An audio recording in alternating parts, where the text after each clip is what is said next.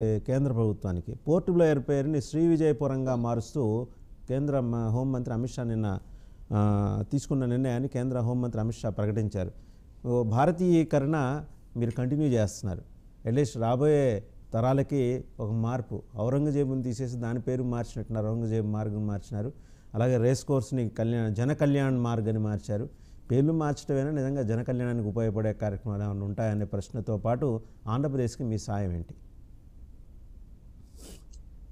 అందరికీ నమస్కారం. వాసుదేవన్ గారు, ముందుగా కేంద్ర ప్రభుత్వానికి సంబంధించి మీరు అడిగిన దానికి పేర్లు మార్పుడు అనేది మార్చిన పేర్లు మళ్ళీ మేము మారుస్తున్నాం తప్పిస్తే, కేంద్ర ప్రభుత్వం మారుస్తుంది తప్పిస్తే వాటికి స్వాభావికంగా మొదటి నుండి ఉన్నటువంటి పేర్లు ఏవి కాదు. నేను అంటే ఇది మీరు చెప్పినటువంటి ఇవాళ ప్రస్తావించినటువంటి పోర్ట్ బ్లేయర్ దగ్గర నుండి లేకపోతే ఇతరత్ర ప్రధానమైనటువంటి నగరాల దగ్గర నుండి నేను మా శ్రీకాకుళం పరిసరాల్లో ఒక 3-4 గ్రామాలు ఉంటాయి. ప్రత్యేకించి అది మా బంధుత్వాలు ఉన్నటువంటి గ్రామాలే. ఫరీద్పేట ఒక్క ఆ సామాజిక వర్గానికి చెందిన ఒక వ్యక్తి కూడా అక్కడ ఉండరు. దాని పేరు ఫరీద్పేట. ఇబ్రహీంబాద్ ఒక్కరు కూడా అక్కడ ఉండరు. ఇబ్రహీంబాద్, ఫాజుల్ బేగ్ పేట, ఇవి నేను ఇవి చెప్పేవి ఎక్కడో దూరంలో లేవు వాసుదేవన్ గారు. శ్రీకాకుళం ఆనుకోనే ఇంకా చెప్పాలనేసి అంటే శ్రీకాకుళం కార్పొరేషన్ లో ఇప్పుడు అంతర్భాగమైనటువంటిది ఫాజుల్ బేగ్ పేట.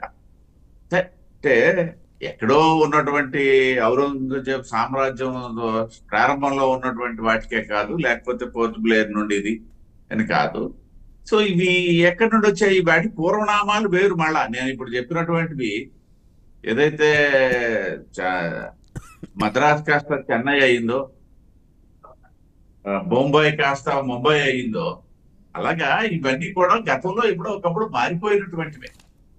శతాబ్దాల క్రిందటో దశాబ్దాల కిందట లేదులేండి, శతాబ్దాల కిందట మారినటువంటి పేర్లు ఇవాళ వాటిని మళ్ళీ మన సాంప్రదాయాలు అనొచ్చో, లేకపోతే పూర్వనామాలు అనుకోవచ్చో, లేకపోతే మన సంస్కృతికి ఆధారంగా మనం మార్చుకుంటున్నామో తప్పిస్తే ఇదేదో కొత్తగా మార్చింది కాదు. ఇంకోటి ఏంటనేసి అంటే న్యాయపరమైనటువంటి చట్టాలను కూడా మార్చుకొని మన పేర్లతో మనం వ్యవహరిస్తున్నటువంటి సందర్భం. స్వతంత్రం తెచ్చుకునేదే దానికి కదా. మళ్ళీ వాళ్ళు పరాయి తాలూకా వాసనలతోనే మనం ముందుకెళ్దాము అన్నటువంటి ఆలోచన ఉన్నట్టయితే అప్పుడు స్వాతంత్ర ఉద్యమానికే మనం సరైనటువంటి నిర్వచనం ఇచ్చిన వాళ్ళ భావం. లేకపోతే ఇంకా చెప్పాలంటే స్వాతంత్ర ఉద్యమాన్ని అగౌరవపరిచిన వాళ్ళమే అవుతాం. అందంటూ మన శైలిలో మనం వెళ్ళాలనే కాబట్టి ప్రయత్నాలు ఆ నేపథ్యంలో కొన్ని జరుగుతున్నాయి. అవేమి కూడా ఏదో దానికి కూడా ఏదో అప్రజాస్వామికమో లేకపోతే ఇంకేవో పేర్లు పెడతామని. ఇన్ఫాక్ట్ హోంమంత్రి ప్రకటన అందరూ స్వాగతించారు దేశవ్యాప్తంగా, దాంతో ఎవరు తప్పట్లా. ఇప్పుడు మీరు అన్నారు కదా, అది కేవలం కేంద్రానికే పరిమితం కాకుండా ఇప్పుడు వివిధ రాష్ట్రాల్లో ఉన్న ఇవి కూడా పునరుద్ధరిస్తారా అనే ప్రశ్న వస్తుంది. దానికి కూడా ఇక్కడ కూడా మీ ప్రభుత్వమే కదా ఉంది, అంటే ఎన్డీఏ ప్రభుత్వమే కదా ఉంది. ఇక్కడ కూడా ఏమన్నా నిర్ణయం తీసుకునే అవకాశం ఉందా? ఖచ్చితంగా ఉంటుందనే భావిస్తాను. అంటే ఇవాళ ఉంటుందని నేను అనట్లే. ప్రాధాన్యత క్రమంలో కాస్త జాతీయ స్థాయి, అంతర్జాతీయ స్థాయిలో ఉన్నటువంటి ప్రాంతాల పేర్లు మార్పు. నేను చెప్పినవి ఇవన్నీ నేను చెప్తే గానీ మీకు కూడా తెలియదు. నాకు తెలిసి ఈ రాష్ట్రం మీద సమగ్రమైనటువంటి అవగాహన ఉన్నటువంటి మీకు కూడా శ్రీకాకుళం పక్కనే నేను చెప్పిన 3 ఇంకా కొన్ని ఉన్నాయండి. నేను నిజమేనండి, గ్రామాల పేర్లు ఉన్నాయంటే కొత్తగానే ఉంది నాకైతే. అవి పెద్ద గ్రామాలు, మళ్ళీ చిన్న గ్రామాలు కూడా ఏమి కావాలి.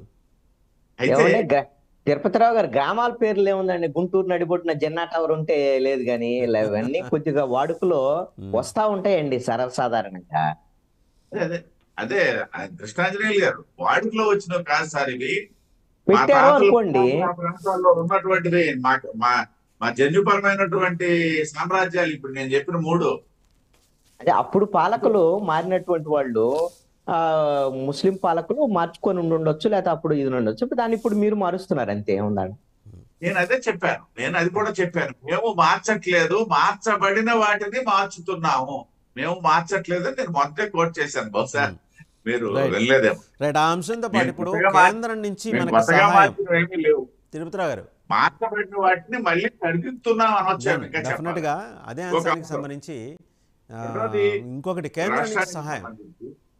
రాష్ట్రానికి సంబంధించి ఏదైతే మొన్న వచ్చినటువంటి విపత్తుకు సంబంధించి కూడా చాలా మంది ఏంటంటే తక్షణ సహాయం అని చెప్పేసి మాట్లాడుతున్నారు.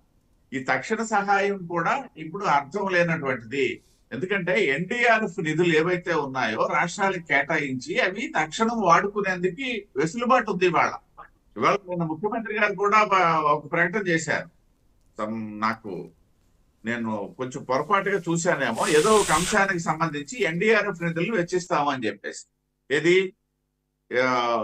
ఈ వరద బాధితుల సహాయానికి సంబంధించి. కాబట్టి అవి అందుబాటులో ఉన్నాయి, వాటిని వెచ్చించుకునే అవకాశం ఉంది. అదొకటైతే తక్షణం కేంద్ర బృందాన్ని పంపించి ఇక్కడ నష్టం అంచనాలను రాబట్టుకున్నటువంటి ఒక సందర్భం కేంద్ర ప్రభుత్వం. రెండవది ఏంటంటే ఇవాళ ముఖ్యమంత్రి గారు కూడా ఢిల్లీలో ఉన్నారు.